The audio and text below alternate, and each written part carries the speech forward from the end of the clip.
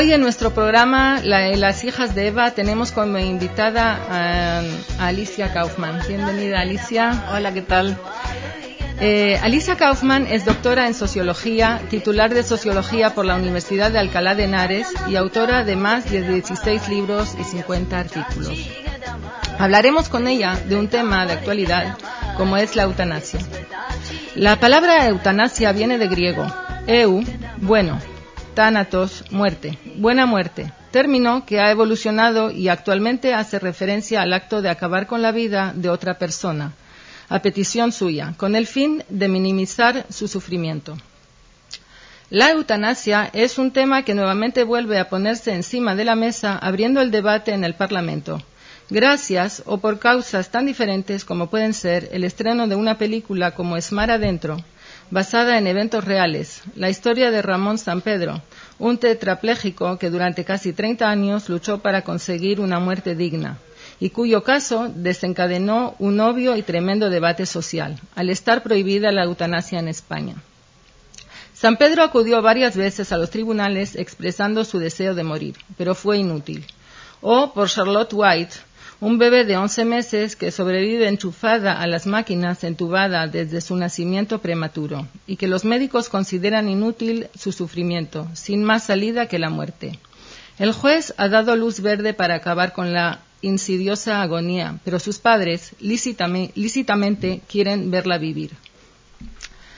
Tú, Alicia, has trabajado con enfermos terminales durante muchos años y has visto los enfermos sufrir y padecer enfermedades y el dolor.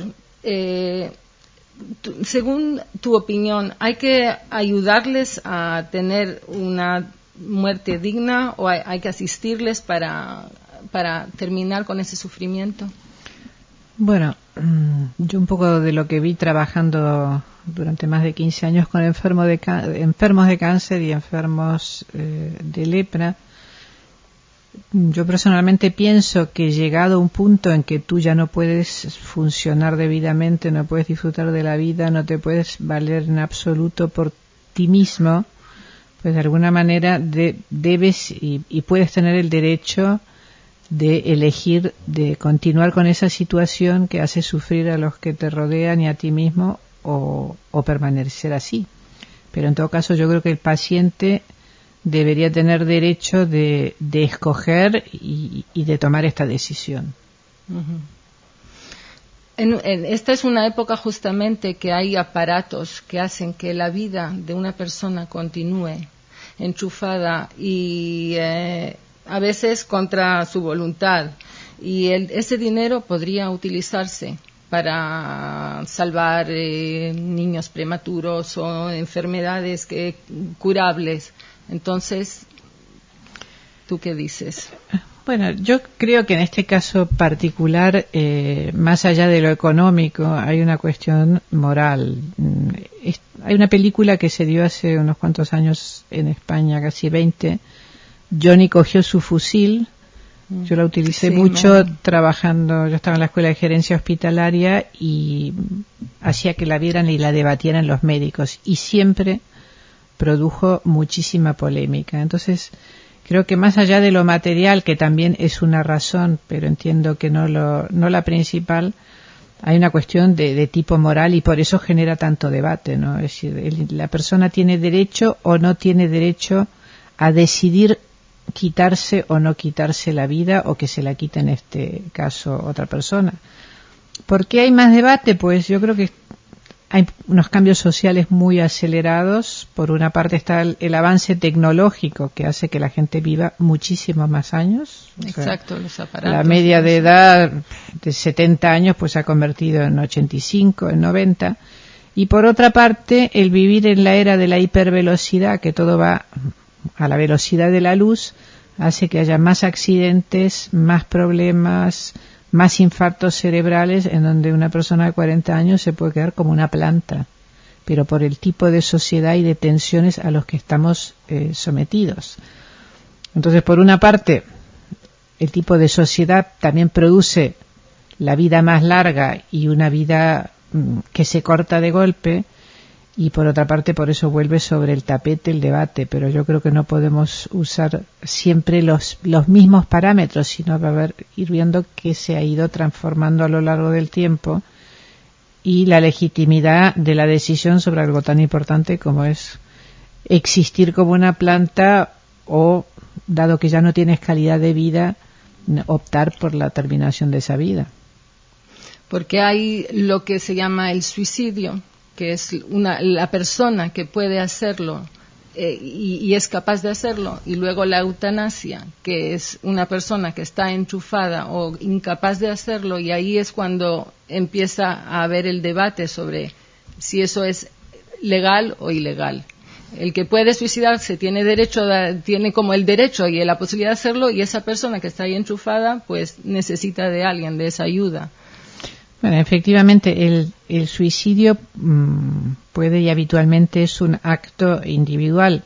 Históricamente era un hecho totalmente prescrito. De hecho, a los suicidas había que enterrarlos, no se los puede enterrar en un cementerio, había que enterrarlos fuera de las ciudades y en los cruces de camino. O sea, como que se pasara por encima de ese hecho varias veces. Pero sí hay una diferencia, creo que también sutil, con la eutanasia, que a veces el suicida hace el intento de suicidio para llamar la atención, porque no se ha sentido querido, porque se siente solo, porque se siente muy angustiado, porque la vida le abruma, pero es como un llamado de atención.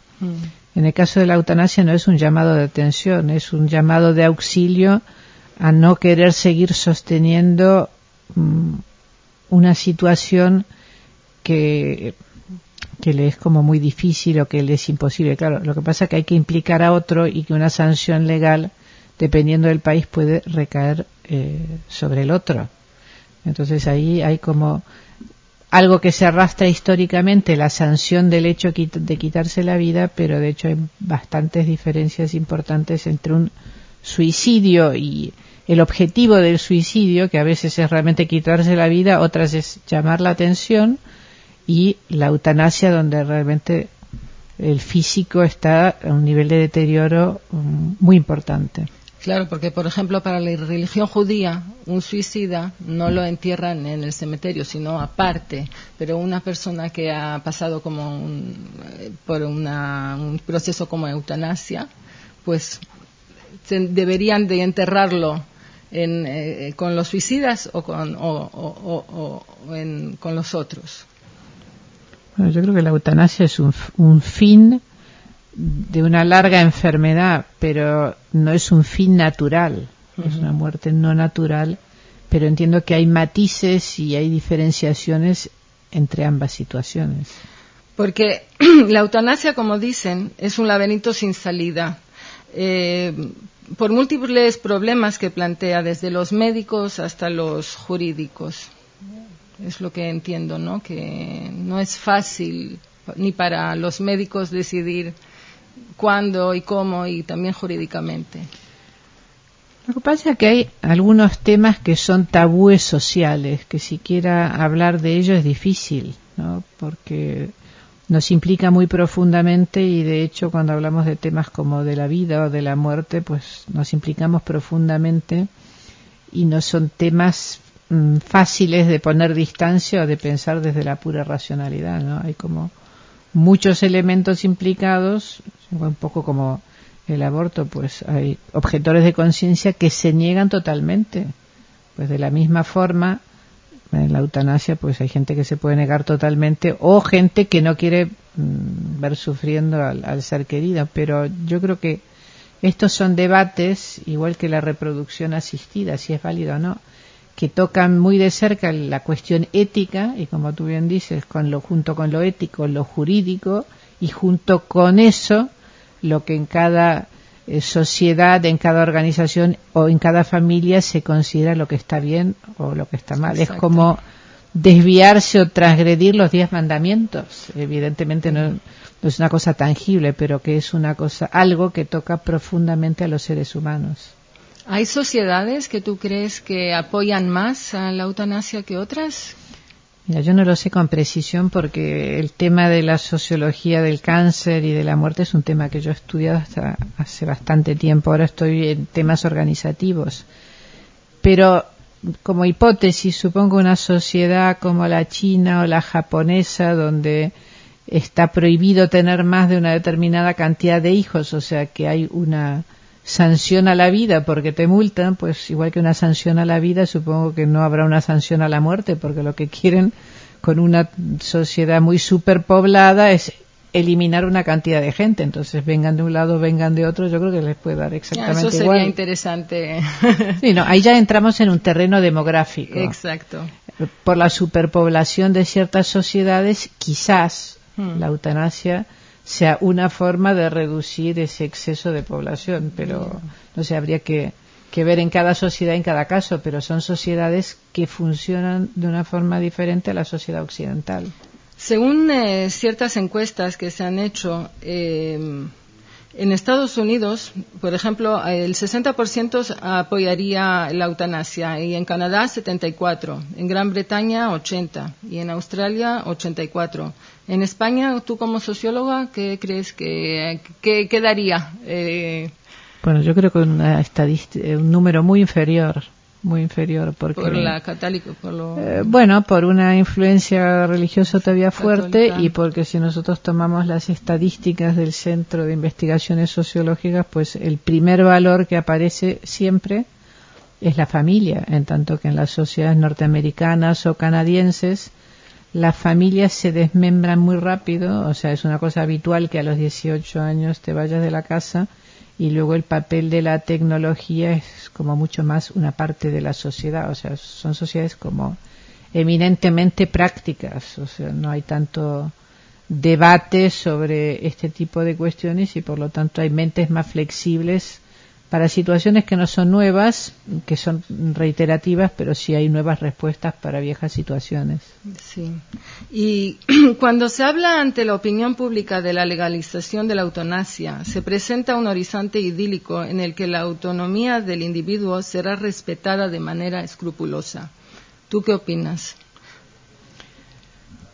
Bueno, digamos que en este tipo de debates que llamamos la autonomía del individuo será respetada de manera escrupulosa. O sea, lo primero está el deseo de morir, luego está el cómo morir, ¿no? O sea, hay distintas fórmulas. Tú hablabas antes de una eutanasia activa, de una eutanasia pasiva, pero lo primero que aparece es el deseo de no querer seguir viviendo. Luego el segundo paso sería cómo poner fin a la vida, y ya creo que ya no habría mucho más, serían esos dos. No, pero por ejemplo hoy cuando se vuelve a hablar en el gobierno, se oye que van a volver a traer el tema al Parlamento y todo eso, y que tú sabes que vas a llegar a un hospital y que en ese hospital quizás ellos van a poder decidir si hacerlo o no. Entonces, ¿tú crees que van a seguir algunas normas o cómo va a ser eso? Bueno, yo no sé cómo va a ser, pero en todo caso, para las instituciones es muy importante tener ciertas normas y regulaciones claras, porque ya la cuestión de la eutanasia es un tema difícil. Si eso se deja liberado en cada casa un debate, pues eso puede terminar, como decimos aquí, como el rosario de la aurora. Ya que son temas delicados, yo creo que cuanto más esté especificado cuáles son las condiciones en las cuales se puede llevar a la práctica, pues mucho menos quebraderos para el personal o para la familia que está involucrada. Entonces yo creo que sí. ¿Ayudará? Sí, yo creo que es importante la reflexión previa, dejando un margen de flexibilidad para las decisiones individuales, pero son temas que precisamente por su dificultad tienen que estar bastante reflexionados, bastante pensados y bastante pautados. Y luego dejar un margen de autonomía, un margen de decisión, ya sea para el personal del hospital, ya sea para la persona implicada y su familia. ¿Qué dice la religión judía sobre este tema? Bueno, yo entiendo que la religión judía, todo lo que sea quitarse la vida, pues es un poco un tema tabú, ¿no? Sobre todo por el valor muy especial que que tiene la vida y que nos ha sido dada por Dios, y por lo tanto las personas como que no deberían decidir sobre este punto autónomamente. Bueno, agradecerte, Alicia, de que hayas venido y hayas contribuido con tu sabiduría a este tema. Espero que vengas a contribuir con muchos temas más. Me imagino que tienes mucho más que darnos y que compartir. Y nada, a nuestros oyentes recordar que que pueden comunicarse con nosotros en hijasdeeva@com. Adiós, shalom. Shalom, muchas gracias.